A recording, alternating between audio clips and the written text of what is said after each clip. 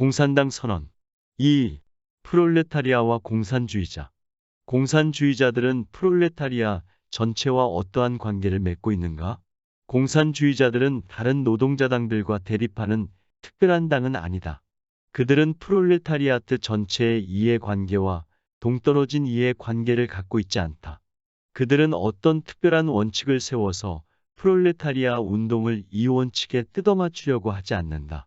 공산주의자들이 다른 노동자당과 다르다면 그것은 그들이 한편으로는 여러 나라에서 진행되는 프롤레타리아의 투쟁에서 국적에 상관없이 프롤레타리아트 전체의 공통된 이해관계를 내세우고 고수하며, 다른 한편으로는 프롤레타리아트와 부르주아지 사이의 투쟁이 여러 발전 단계를 거치는 동안에 늘 운동 전체의 이익을 대변한다는 점에서만 그렇다.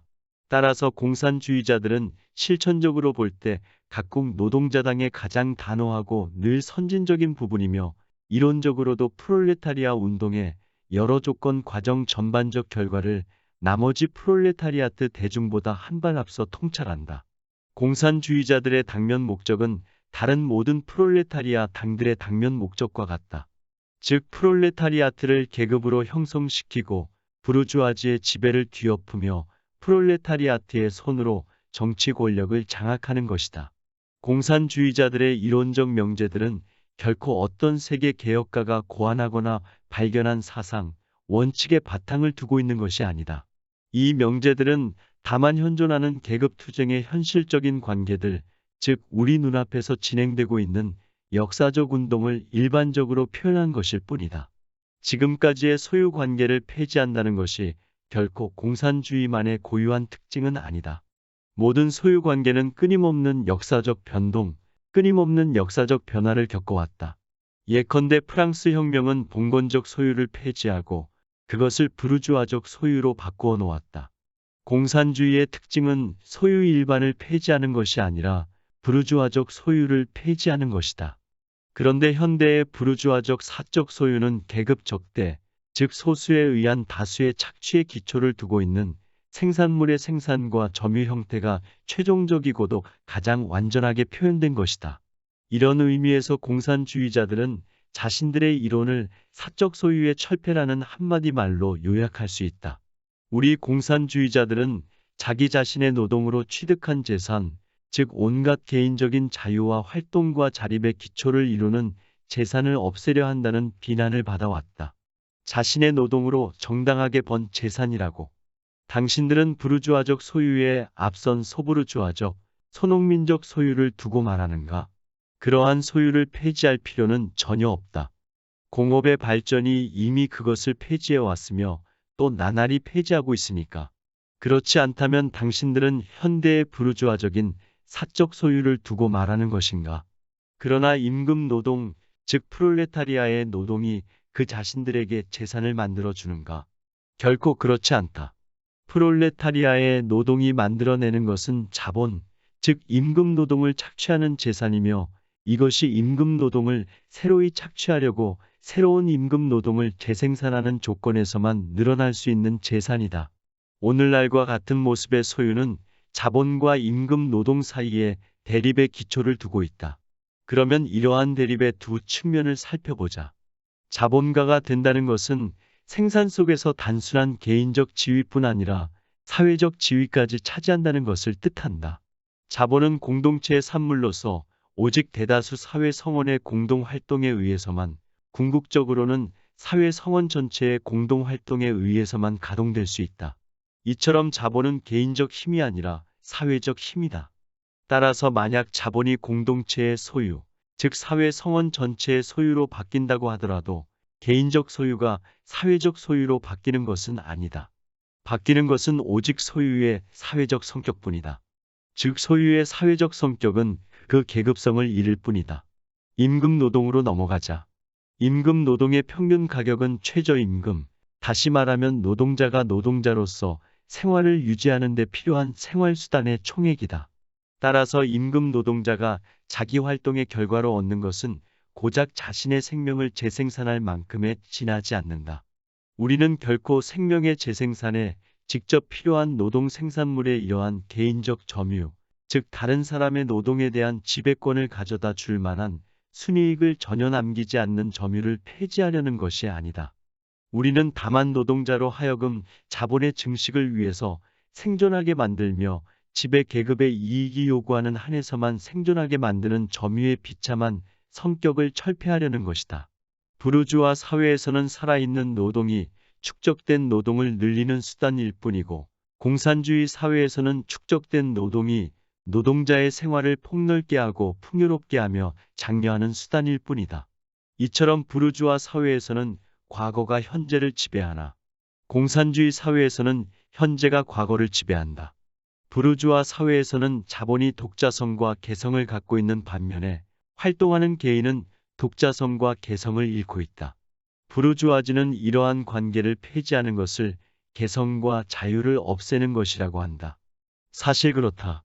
사실상 문제는 부르주아적 개성, 부르주아적 독자성, 부르주아적 자유를 없애는 것이다. 오늘날의 부르주아적 생산 관계 안에서 자유란 상업의 자유, 사고 파는 자유를 뜻한다. 그러나 매매가 없어지면 매매의 자유도 없어진다. 매매의 자유에 관한 이야기는 자유에 관한 우리 부르주아지의 다른 모든 호언 장담과 마찬가지로 대개 자유롭지 못하던 매매나 중세에 예속된 상인들에게는 뜻있는 것이지만, 공산주의자가 주장하는 매매의 폐지, 부르주아적 생산 관계와 부르주아지 자체의 폐지에 대해서는 아무런 의의도 갖지 못한다. 당신들은 우리가 사적 소유를 폐지하려 한다고 해서 놀라고 있다. 그러나 오늘날 당신들의 사회에서 사회 성원의 90%에게는 이미 사적 소유가 폐지되어 있다. 소수에게 사적 소유가 존재하는 것은 오직 이들 90%에게는 사적 소유가 존재하지 않기 때문이다. 따라서 당신들은 우리가 사회 성원 대다수의 무소유를 필수 조건으로 하는 소유를 폐지하려 한다고 우리를 비난하는 셈이다. 한마디로 당신들은 우리가 당신들의 소유를 폐지하려 한다고 우리를 비난하는 것이다. 그렇다. 우리는 실제로 그렇게 하려고 한다. 당신들은 노동이 더 이상 자본으로, 화폐로, 지대로, 간단히 말하면 독점할 수 있는 사회적 힘으로 바뀔 수 없게 되는 그 순간부터, 다시 말해서 개인적 소유가 더 이상 부르주아적 소유로 바뀔 수 없게 되는 그 순간부터 인격이 소멸한다고 말한다. 따라서 당신들은 부르주아, 즉 부르주아적 소유자 말고는 그 누구의 인격도 인정하지 않는다고 자백하는 셈이다.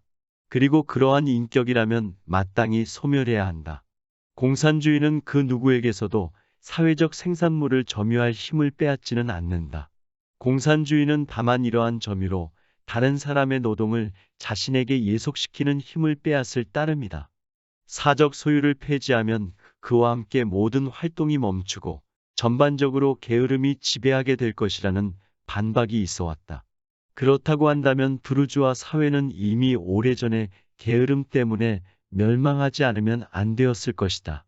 왜냐하면 부르주아 사회에서는 일하는 사람들이 아무것도 얻지 못하는 반면에 무언가를 얻는 자들은 일하지 않기 때문이다.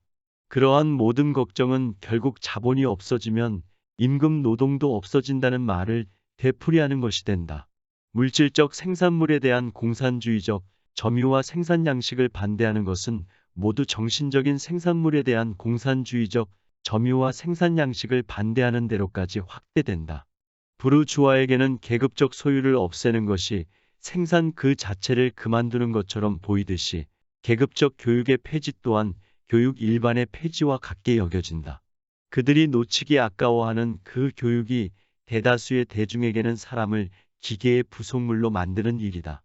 그러나 자유니 교육이니 법이니 뭐니 하는 당신들의 부르주아적 관념을 바탕으로 부르주아적 소유를 폐지하는 데 대해 왈가왈부하려거든 더 이상 우리와 논쟁할 생각을 말라. 당신들의 사상 자체가 부르주아적 생산 관계, 부르주아적 소유 관계의 산물이니까. 그것은 당신들의 법률이 당신네 계급의 의지, 즉 그 내용은 당신네 계급의 물질적인 생활 조건 속에서 주어지면서도 법칙으로까지 높여진 의지에 지나지 않는 것과 마찬가지다. 당신들은 편견에 사로잡혀 당신들의 생산관계와 소유관계가 생산 발전 과정에서 나타나는 일시적이며 역사적인 것이 아니라 자연과 이성의 영원한 법칙인 것처럼 바꿔놓고 있는데, 이런 점에서 당신들은 이미 멸망해버린 과거의 모든 지배 계급들과 마찬가지다.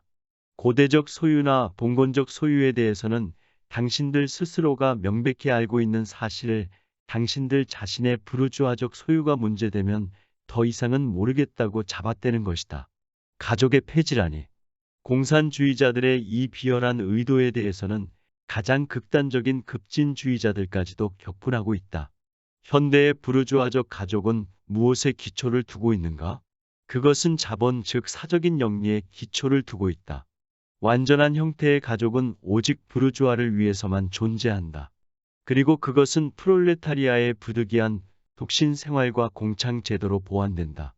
부르주아적 가족은 이러한 보완물이 소멸하면서 자연이 소멸할 것이며 또 그 두 가지는 자본이 소멸하면서 둘 다 사라질 것이다. 당신들은 우리가 아동들에 대한 부모의 착취를 멈추게 하려 한다고 우리를 비난하는가? 그것도 죄라면 우리는 그 비난을 인정한다. 그러나 당신들은 우리가 가정교육을 사회교육으로 바꿔 인간의 가장 고귀한 관계를 파괴한다고 주장한다. 그러면 당신들의 교육은 사회에 의해 규정되지 않는다는 말인가? 과연 당신들의 교육은 그것을 둘러싼 사회적 관계들에 의해 규정되지 않으며 학교와 사회의 직접 간접적인 간섭 등에 의해 규정되지 않는다는 말인가? 공산주의자들은 교육에 대한 사회의 개입을 고안해내지 않는다. 다만 그 개입의 성격을 바꿔 교육을 지배 계급의 영향에서 벗어나게 할 따름이다. 가정, 교육, 그리고 부모와 자녀 사이의 화목한 관계라는 부르주아들의 입에 발린 이야기는 프롤레타리아트의 모든 가족적 유대가 대공업에 의해 갈갈이 찢길수록 그리하여 아동들이 단순한 판매품이나 노동도구로 전락할수록 더욱더 혐오감을 불러일으키게 된다. 그런데 당신들 공산주의자들은 부인 공유제를 도입하려 하지는 않는가 하고 부르주아지 전체가 입을 모아 외친다. 부르주아들은 자신들의 아내를 단순한 생산 도구로밖에 생산하지 않는다. 그래서 부르주아들은 생산 도구를 함께 사용하려 한다는 말을 듣고서는 여성들도 똑같은 처지에 빠질 것이라고 생각하게 되는 것이다. 그들은 한갓 생산 도구에 지나지 않는 여성의 처지를 타파하는 것, 바로 그것이 문제라는 사실에 대해서는 전혀 생각조차 못하고 있다. 더구나 우리 부르주아지가 공산주의자들의 이른바 공식적인 부인 공유제에 대해서 그토록 도덕적 의분을 느낀다는 것만큼 웃기는 일은 없다. 공산주의자들은 부인 공유제를 실시할 필요가 없다. 부인 공유제는 거의 언제나 존재해 왔으니까. 우리 부르주아들은 공식적인 매춘은 말할 것도 없거니와 노동자들의 아내와 딸을 농락하는 것으로도 만족하지 않고 자신들의 아내를 서로 유혹하는 것을 주된 쾌락으로 삼고 있으니 말이다. 부르주아적 결혼은 사실상 부인 공유제다. 그들은 기껏해야 공산주의자들이 위선적이고 가려진 부인 공유제 대신에 공식적이고 공인된 부인 공유제를 도입하려 한다고 비난할 수 있을 뿐이다. 그러나 그건 그렇다 치고 현재의 생산관계가 소멸하면 그 생산관계에서 비롯된 부인 공유제, 즉 공식 비공식적 매춘 또한 소멸할 것임은 너무도 분명한 일이다. 다음으로 공산주의자들은 조국과 국적을 없애버리려 한다는 비난을 받고 있다. 노동자들에게는 조국이 없다. 그들이 갖고 있지 않은 것을 그들에게서 빼앗을 수는 없다. 프롤레타리아트는 우선 정치적 지배권을 장악하여 민족적 계급 내셔널 클래스로 13 올라서야 하며 스스로 민족으로 형성되어야 하기 때문에 비록 부르주아지가 생각하는 의미에서는 아닐지라도 스스로 또한 민족적이다. 민족들 사이의 민족적 격리와 대립은 이미 부르주아지의 발전, 상업의 자유와 세계시장, 공업 생산과 그에 따르는 생활 사정의 평준화와 함께 점점 사라져가고 있다. 프롤레타리아트의 지배는 이러한 격리와 대립을 더욱더 사라지게 할 것이다. 적어도 문명 국가들 안에서는 통일된 행동이 프롤레타리아트의 해방을 위한 첫 번째 조건 가운데 하나다. 한 사람에 의한 다른 사람의 착취가 폐지되는 정도에 따라 한 민족에 의한 다른 민족의 착취도 폐지될 것이다. 한 민족 안에서는 계급 대립이 없어짐과 아울러 민족들 서로 간의 적대적 관계도 없어질 것이다.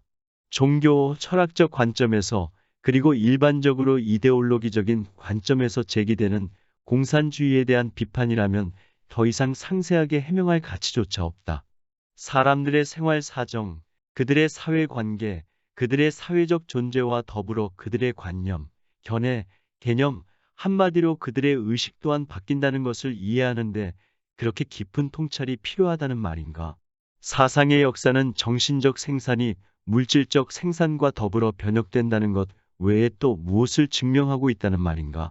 한 시대의 지배적 사상은 늘 지배 계급의 사상이었을 뿐이다. 흔히 사람들은 한 사회 전체의 혁명을 일으키는 사상에 대해 이야기한다. 그러나 그것은 낡은 사회 내부에서 새로운 사회의 요소들이 형성되었다는 사실, 그에 따라 낡은 생활 사정이 무너지면서 낡은 사상도 무너지고 있다는 사실을 이야기하는 것일 뿐이다. 고대 세계의 멸망이 가까워졌을 때 고대 종교는 기독교에 의해 정복되었다. 18세기의 기독교 사상이 계몽 사상으로부터 타격을 받아 분쇄되고 있을 때 봉건 사회는 그때만 해도 혁명적이던 부르주아지와 목숨을 건 결전을 치렀다. 신앙의 자유, 종교의 자유라는 사상은 다만 지식 14의 영역에서 이루어지는 자유 경쟁을 표현했을 뿐이다. 다음과 같이 말하는 사람도 있을 것이다. 물론 종교, 도덕, 철학, 정치, 법률 등등의 이념은 역사 발전 과정에서 변천해 왔다. 그러나 종교, 도덕, 철학, 정치, 법률 자체는 이러한 변천 속에서도 늘 유지되어 왔다. 뿐만 아니라 자유, 정의 등등과 같이 모든 사회 상태에 공통된 영원한 진리가 있다. 그런데 공산주의는 이 영원한 진리를 부정한다. 공산주의는 도덕이나 종교를 개조하는 대신에 그것을 부정한다. 따라서 공산주의는 과거의 모든 역사, 발전 과정과 모순된다. 이러한 비난은 결국 무엇으로 귀착되는가? 지금까지 존재한 모든 사회의 역사는 계급 대립 속에서 진행되었으며 이러한 대립은 각 시대마다 각기 다른 형태를 취했다. 그러나 그것이 어떤 형태를 취하던 간에 사회의 일부가 다른 일부를 착취한다는 점은 과거의 모든 시대의 공통된 사상이다. 그러므로 자나간 모든 시대의 사회적 의식이 아무리 다양하고 아무리 다르다 하더라도 그것이 어떤 공통된 형태 안에서 움직인다는 것은 조금도 놀라운 일이 아니다. 그리고 이러한 의식 형태는 계급 대립이 완전히 사라진 뒤에야 비로소 완전히 해체된다. 공산주의 혁명은 과거로부터 전해 내려오는 소유 관계와 가장 철저하게 결별하는 것이다. 따라서 공산주의 혁명이 자신의 발전 과정에서 과거로부터 전해 내려오는 사상과 가장 철저하게 결별한다는 것은 놀랄 만한 일이 아니다. 그러나 공산주의에 대한 부르주아지의 비난은 그냥 놓아두기로 한다. 우리는 이미 앞에서 노동자 혁명의 첫걸음은 프롤레타리아트를 지배 계급으로 끌어올리는 것과 민주주의를 쟁취하는 것이라는 점에 대해 살펴보았다. 프롤레타리아트는 자신의 정치적 지배를 이용하여 부르주아지로부터 모든 자본을 차례차례 빼앗고 모든 생산 도구를 국가의 손안에, 즉 지배 계급으로 조직된 프롤레타리아트의 손안에 집중시키며 될 수 있는 대로 빨리 생산력을 높이게 될 것이다. 이것은 물론 처음에는 소유권과 부르주아적 생산 관계를 전제적으로 침해함으로써만 이루어질 수 있다.